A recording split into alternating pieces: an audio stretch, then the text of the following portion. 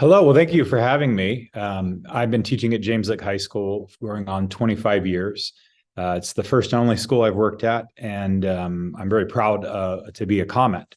But as you are well aware, in the last few weeks, we've had a very rough start to the school year, and the nature of these events has been quite alarming. And so parents, teachers, administrators, the district, everyone's recognizing that there is a crisis point and that we need to address it. We need to address this crisis. And the question really is like, how can our schools better serve the community? One of those ways is we can provide a safe environment for students so that it's a place that they can be for a majority of their day during the school year or summer school, and they can feel safe. And the nature of the two events, just to kind of go over them rather quickly, on August 7th and then on August 17th, we had outsiders come onto our campus. By design, they came on campus and they were intending to assault students. In the first assault, two of our staff were hurt, trying to protect the students and trying to break up this brawl. And in the second, which was more tragic, we had a group of people not yet identified came onto the campus and assaulted two students, stabbing them, one with life-threatening injuries and the other is recovering. And in fact, he's out of the hospital. And the concern is that these safety issues have arisen before within our district. So Eastside Union District serves, the entire East Side, and we got Mount Pleasant down the road and Piedmont and Independence nearby. And we've had other similar incidents. So are our campuses safe? That is a question that I think parents and community members have a right to ask. And I would say that our campuses are relatively safe, but we've also had these experiences. And there are things that sometimes happen within the campus that also bring up the safety question. And it's our firm belief that these can be addressed. This concern can be addressed. Eastside Union High School District is financially stable. We have resources and we have good personnel. What we need are policies. We need new policies. We need to recalibrate our old policies, and we need to take safety measures that, frankly, our group believes that we should have taken years ago. So how can you as a community member help James Lick High School? Well, the first thing is to speak to the elected leaders of our school district. The Eastside Union High School District, we have a number of Board of Trustee members. Their emails and sometimes their phone numbers are posted on the Eastside Union High School District's webpage. And we encourage members of the community to communicate their concern for safety. And remember, these are elected officials, so they need to hear from the community. They hear from us as teachers, they hear from the Eastside Teachers Association, which is our union, but they need to hear from the members of the community. And I know they are, because members of the community are talking with us and saying, yes, I emailed these board members, I emailed the superintendent. So that's one way that you can help out James Lick. Another way you can help out James Lick is on September 7th at 4 p.m., the Board of Trustees will hold a meeting. And what we're asking members of the community to do is to show up. If anything, just show up, be seen, be heard. Our union will be providing there'll be a taco. We're arranging for a taco truck to be present. So it's going to be kind of an event. But there's also an opportunity during public comments for members of the community to speak and voice their concerns. I've spent the last couple of weeks since these incidents just listening to people from the community, parents, students, other teachers. I'm the site president at James Lick High School. And so I've been on kind of a listening tour, and I'm hearing from people. And one of the main things that people are asking for is to restore law enforcement presence on campus, whether that be SROs, school resource officers, or some other arrangement with the city of San Jose to have law enforcement on campus. and I got some notes here. Even our associate student body president, she sent me some notes, and one of her points, and she has probably 20 points here, but one of her points is to bring back school resource officers. And she writes, employ school resource officers trained to handle juvenile issues and build positive relations with students. So what's being proposed is not just hiring a cop and having them stand on campus, though that would help, but it's about restoring a relationship between the district and the community and our police. And I'm hearing this from parents. I'm hearing this from our teachers. I'm hearing this from our classified staff. So that would be our office workers and our custodians. And I'm hearing this constantly. And the board needs to hear it, because I think what they've heard is that the community doesn't want any law enforcement presence on their campuses. And yet we have law enforcement presence when we go to a game. We have law enforcement presence when we go to a hospital, or we go to our court buildings, obviously. But we're used to having law enforcement because we recognize that they offer a level of protection that teachers cannot. And that's kind of the fundamental issue. When there is a violent assault or perhaps a violent fight, the first line of defense are teachers, campus monitors, advisors, and none of us have been trained in how to actually stop a fight. We've been advised that if there is a fight or an assault, that they would want us to be present, to notify somebody for help, and get involved only if we feel it is safe. Of course, that begs the question, what happens when no one present feels it is safe?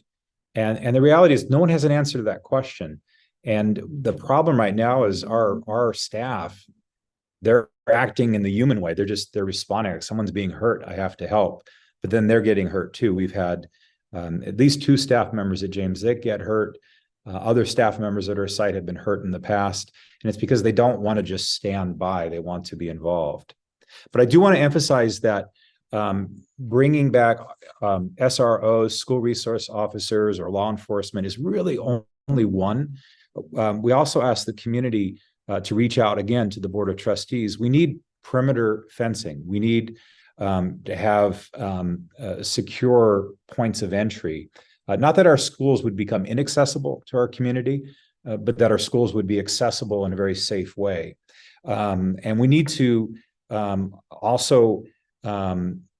we need to just increase the number of activities. Right now, James Lick High School, we lock down because it's the safest thing to do. But that means this entire facility is pretty much closed off when it's an opportunity. It's a place that the community could use if we re-examined how we use this space. And part of that would just be involving staffing it beyond our bell schedule. And then at James Lick High School, we'd also like the community to know that at this point, we do have a crisis with students who don't go to class and they just hang out in the halls or the bathrooms. Now, a great number of those students are just kind of goofing off. No real issue. We just need to get them into class. But a number of those students are struggling with drugs and alcohol. They're struggling with gangs. And when they're not in class, they're unsupervised. And that's leading to a lot of the internal struggle within our campus. Is we have a large number of students who are not in class and they are unsupervised, and they're sometimes getting involved in some pretty dark things. So how can you as a member of the community help? Well, go directly to the Board of Trustees. They are the elected representatives of your community, and they need to hear from the community that, one, you want safer campuses, which we all do, but that there are specific proposals that people are offering. School resource officers, or just law enforcement, perimeter fencing, safe points of entry, better policies within the school that push students into classes where they can be safe instead of just kind of being in the hallways where they're unsupervised. And there are many other proposals, but I just wanted to bring it there. September 7th, the Board of Trustees will be having a meeting, as they have regular monthly meetings. And we would encourage you as teachers to either email your Board of Trustees and their numbers are available. Their emails and numbers are available at the Eastside Union High School website, which is esuhsd.org. And maybe I can put that in the chat, or attend on September 7th. Even if you're not going to speak, maybe there's just so many people that it's not practical, but to be present and to let the Board of Trustees know that this is a priority issue. It's not just one issue among other issues. I think I presented a lot here. I'd like to open it up for questions, and yeah. All right, thank you, Mark. And we have a couple questions so far. For those of you in the audience, if you'd like to pose a question or make a comment, please use the Q&A feature to get in line. When you do, I will allow you to share your audio and video. And first up is Dee McCaslin. As soon as you're ready, please feel free to share your audio and video. If you do not, I will assume you want me to read your question or comment. And again, Dee, whenever you're ready. Yes. So basically my question was, understand about the law enforcement. Has it been discussed when I was in high school that the police officers, we had 4 on campus, and they were plain clothes. And the students knew them. So has that been discussed? Do they have to be in uniform? That is a good point of discussion. I do know that in the past, we've had officers dressed mainly in plain clothes. I mean, they have their badges visible, but they're just wearing regular street clothes. And so that could be one of the things that could be discussed. We've also had officers in full, dress uniform. So that is an interesting perspective, and I'll make a note of that. And that is something that could make it a little more welcoming to the students. Right, because I'm sorry, just real quick, because when they were on campus, 4 of them, we all knew them. A lot of students knew them, and it was never a case of another group coming onto campus, but it actually, because the students knew them, it was better for the student body, for the students. As far as them knowing who the officers were, because if there was a problem that they heard about, they would go to the officer and say, hey, I heard there's going to be this fight after school, in this area. And then the officers were able to be there. So it's more of also having the students know that someone is there if there's something that happens, right? So that's all. Thank you. Thank you. All right, next I will read a question from Angeles Rojas, which is, can we find other ways? We know that police don't treat Black and brown folks the same way they treat white people.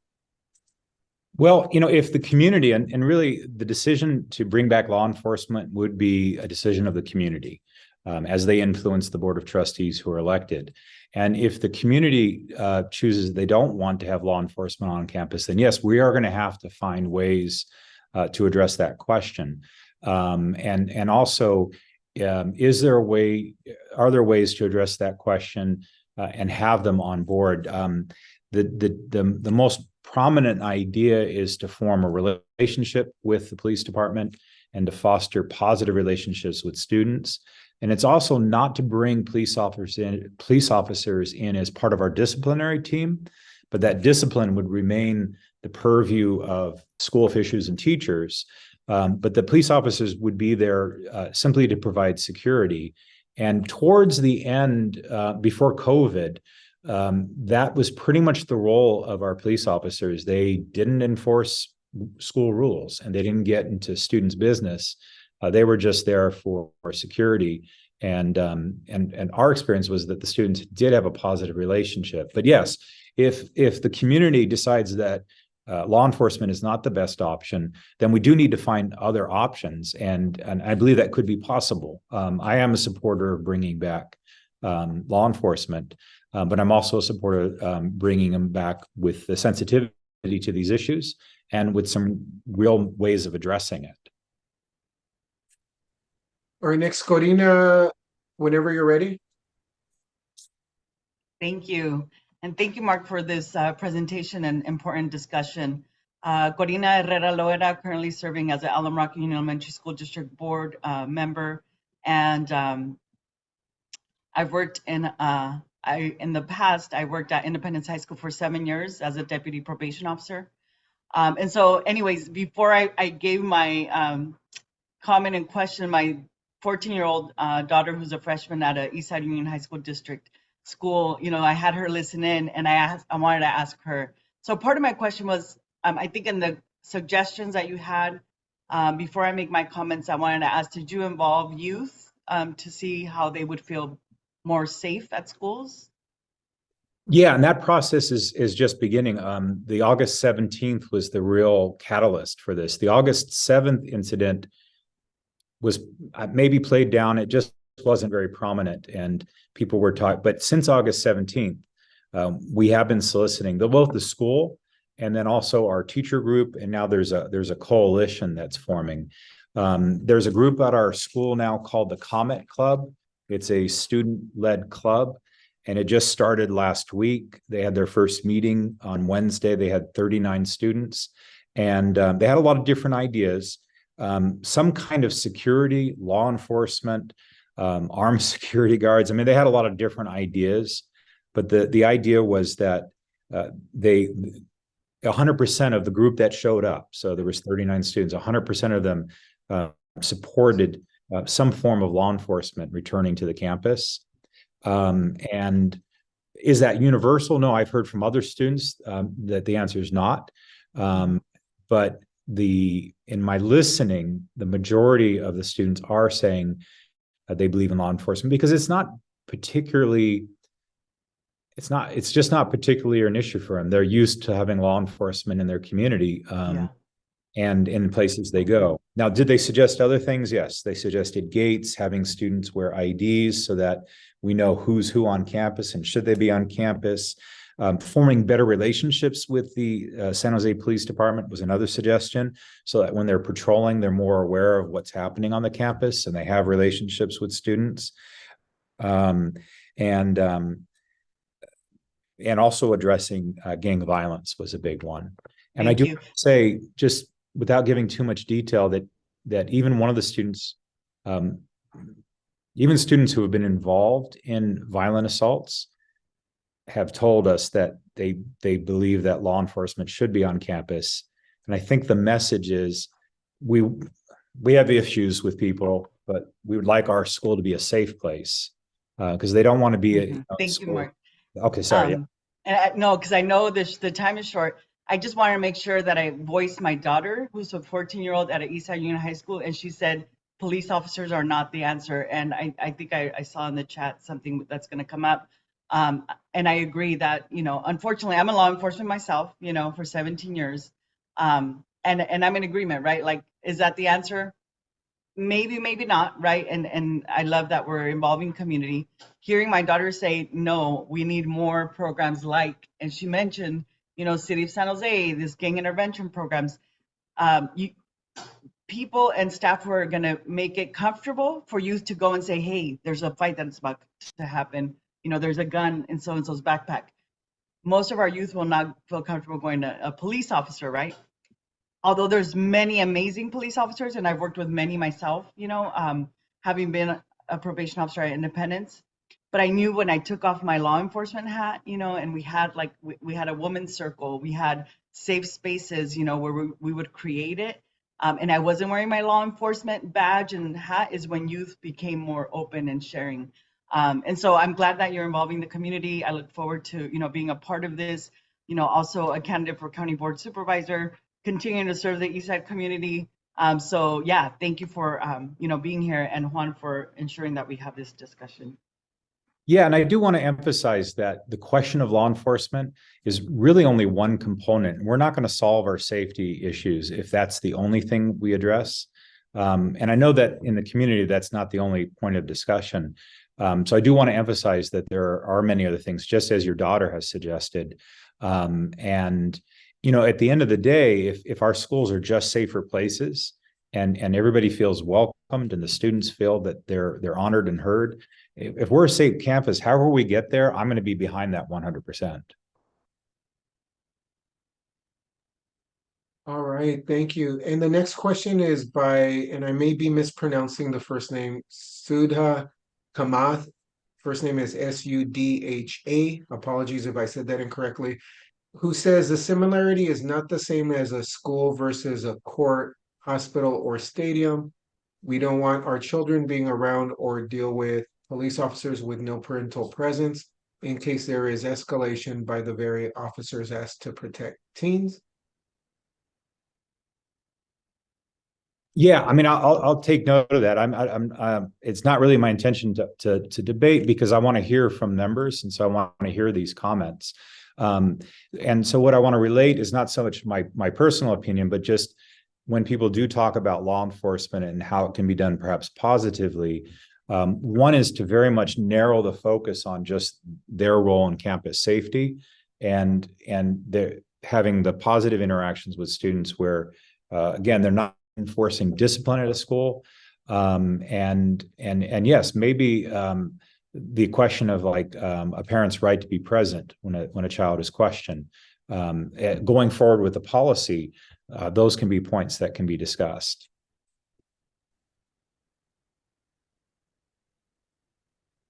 Let me see, I thought that was the last question, but there is one more. And Nia, I believe earlier I can't recall if Nia wanted to speak, but I'll go ahead and voice it in the interest of time. So it says, I support all law enforcement. This is for our kids, more safety and better policies that benefit the children, not the board. My daughter, a student, said enforcement on campus would help and would feel more safe. Let me know how I can help. Besides emailing the board, we need change. Well, and this is exactly how you can help us by, hearing your children, but then also sharing that with the different community groups. Because we hear students that talk to us at school, but this is very helpful. And Juan, I'm hoping that you can maybe have a record of these statements that I know it's videotaped, but if you can send me a copy of maybe the transcript of the questions, that would be helpful. Then I can put those into my notes. Okay, I'm not certain I'll be able to do that because I don't have the feature enabled, but it will be recorded and the recording will be available. And last is Raquel Ornelas, and I'll give it a few more seconds for you to speak. And I'll go ahead and read it. So Raquel says law enforcement should provide security, preventing outsiders from coming on campus. Students cutting, etc., should be dealt with by the school staff. Yes, indeed. And the issue of outsiders coming onto our campus, that's the part that's been difficult to address because one, obviously we don't know when it's going to happen, but two, we're not equipped as staff. And so is law enforcement maybe something for an interim only? I don't know. But that is the one of the concerns is that we just are not equipped to diffuse that situation. Staff members have gotten hurt, and students obviously have gotten hurt very severely. But yeah, that is a very clear distinction that if law enforcement were to be brought back, school resource officers or some other program, it would have to be clearly defined as safety, not enforcement of discipline. And it would also have to include a strong component of building positive relationships with students and perhaps even just minimizing the impact. When we had our resource officer, the officer stood on just one part of the campus and occasionally moved about the campus, but it was basically in the area where we did have our 2 incidents. And so that'll be something moving forward. But yeah, this is helpful to us as teachers, me as a site president of our union, to hear from parents and to hear the different sides of the equation. Because again, it has to be a community decision, not just the police officer safety issue, but the other issues that we've raised as well. We as a community have to advance these ideas so that we can live with them, so that we can feel that they're the right solutions for our campuses. The meeting, yeah, I see there's a question. All right, thank you. And the question was, what time is the September 7th board meeting? Again, thank you all. I think that was the last one. And so I hope you all have a wonderful night.